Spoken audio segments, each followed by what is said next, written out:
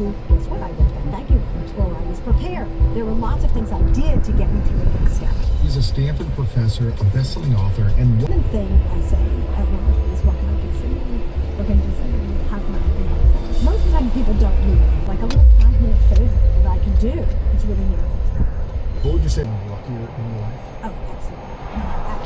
I think it's very, very important for us to start with because, yes. What is the definition? Okay. So when I ask people, there's a lot of people. It's like, but the definition is really important. The definition of luck is success or failure apparently caused by chance. Apparently. It looks, and it might look to you, or it might look to someone else like it was caused by chance. But when you pull back the curtain, you see all the things that happen that set the stage for something really lucky to happen. Also, it's extraordinarily important to differentiate between fortune and luck. What's the difference? Big difference. Boy, I'm so fortunate there's no traffic on my way to the airport. Right? These things were out of my control. But luck is something that I control, like applying for that job. Right? I'm lucky that I got an interview or a second interview. Guess what? I wrote that thank you note. Or I was prepared. There were lots of things I did to get me to the next step. And we're in a constant dance in our lives between fortune and luck, the things that happen to us, and how we respond. And sometimes that dance is so closely tied that it's hard to differentiate. But if you really tease them apart, you start seeing the places where you have more agency than you might think. Usually the things, most of the time people don't need anything, but if they do, it's usually something little that would be easy for me, like a little 5-minute favor that I can do that means really meaningful to them. Making an introduction, giving them a resource, helping them find their way through some, political quagmire that they don't understand. Like, oh, wow, thank you so much.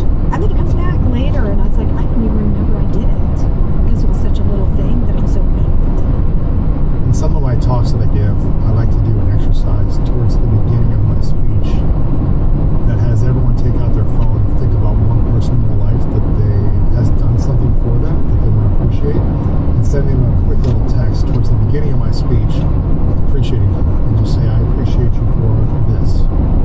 And it's amazing at the So again, pulling it apart, but I did an experiment. I ran a free online luck maker function. I thought, what's the minimum viable intervention I can have to help people get lucky? And I just put on LinkedIn, I had about 75 people who signed up, and I just did 2 one-hour workshops, 1 week apart.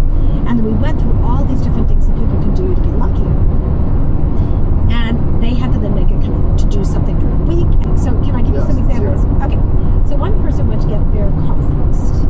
And when they got their car fixed, they were so appreciative of the mechanic. They said, thank you so much, you did a great job, the car is working so beautifully now, and it's really clean. I couldn't be more delighted with how your customer service was. And the guy said, you know what? I'm going to give you $80 off. Instantly. Right? Appreciation. because of appreciation. Because of appreciation. Another person called up someone who had been a mentor to them and helped them get a job a year earlier, gave them some coaching. And they said, you know what? Call them up a year later and said, I just want to let you know how things are going, and I really appreciate all the advice you gave me. At the end of the call, they had some other really cool opportunities they had to know about. And a third person contacted their chess coach. She was a woman. She was, I think, at Oxford, and she was now poor grad student. And she had been a professional chess player. She called up her chess coach. She hadn't talked to her in 3 years. And said, I just want to thank you so much for everything you did for me. That was really meaningful. And at the end of the call, he said, you know what? I'd be happy. I know you can't afford it. I will coach you for free. Maybe you can help me. Powerful, and they're ever present, but they're invisible. And so, if they're like the wind, you need a sail to catch them. And so how do you catch the wind's blow? That's the framework. And so there are 3 things you need to do, major things. One is you need to build that ship. That's all the internal work you have to do.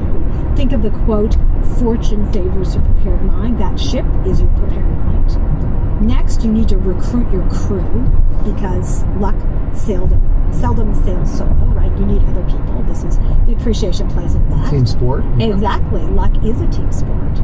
And third is, how do you hoist the sail? So that is the things you do every single day to catch that wind that's blowing by. Didn't you have an image of this too? I do. Want to see it? Yes, let's see it. It's right here. Yeah, so I created this little image. Can you see that? Yeah. And the thing that's really fun about this image is I wanted to capture all the ways that you can engage with the winds of milk. Okay. So if you're engaging with the winds of milk, you can stay inside. You can essentially ignore it. Shut the curtains, shut the blinds, say, I really don't care. My life is my life, I'm not going to do anything about it. You can be a wind vane at the top of the house. Spinning. Where you are looking at it, you notice it, but you don't do anything. You know, it's funny, I was thinking about this yesterday because I was giving a talk at a part of Stanford campus I had been to frequently, and I thought, wow, there are all these things out, the wind here and squeeze all the juice out of the opportunity right here.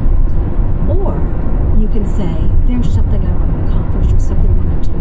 It's not here right now, and I'm going to build a sailboat, and I'm going to go out in search of the winds, and I'm going to go move my sail, I'm going to trim that sail to catch luck to take me to my destination. Wow.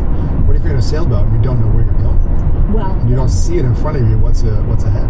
Yeah, you have to have a compass. You need to know where you're going, and that's one of the parts of your prepared mind, is having some very clear objectives. Otherwise, I mean, I guess you can go out for a day and go sailing around the bay and come back, but if you want to, which is also fun, right? But if you have a destination, it's much easier to point the sail in the right direction. What has been the most surprising part of your research around luck that would shock most people? You know, there are some foundational things that people don't realize affect their luck. So the opening chapter is about values and why you need to be really clear on your core values to be lucky. Why is that?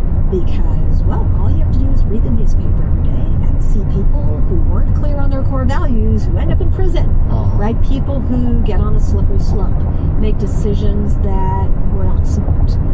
If you take the time to really think about what's important to you, where you won't compromise, so that when you're asked to do something, you know, oh, will you just fudge these numbers? Or will you just exaggerate, you know, what this product does? Or for me, it was a situation when I was just my first job out of school.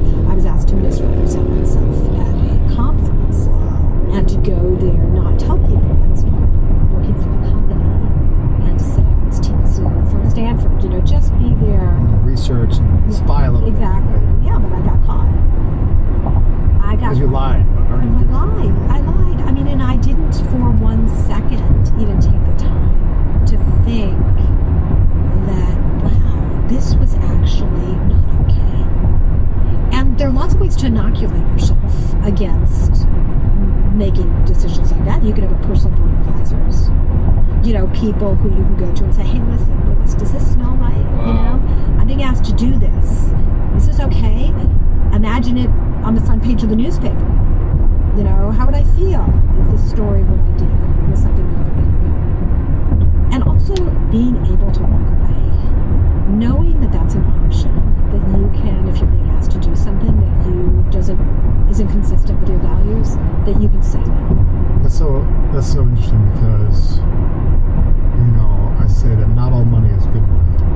And in my business, you know, it's mostly run through sponsorships. And there's a lot of different shows out there that have different sponsors, but for me, I decided early on there's certain categories I'm not going to promote on my show. My show's all about positivity and personal growth and development and becoming a better version of yourself. And there's a lot of companies that would say don't support that, you know, that want to give me a lot of money. And I've said no to from the beginning. But sometimes you're like, oh man, that's a lot of money to say no to. Like, do I really want to say no? Can I get behind this? You know, I think you've got to be so clear on your values. And because I'm clear on that, maybe I've made less money over the time, but I feel at peace in what I'm endorsing. Exactly. But not all money is good money. Yeah, it's interesting. We do a number of case studies with our students that help them practice doing this. What does that look like? Let's say, well, it might be a donor, you know, to the university who wants to give you money, but they have a lot of strings attached. At what point do you say, no, I'd rather not take it, even though it would be game-changing, right? Like, oh my gosh, this is going to help us get out of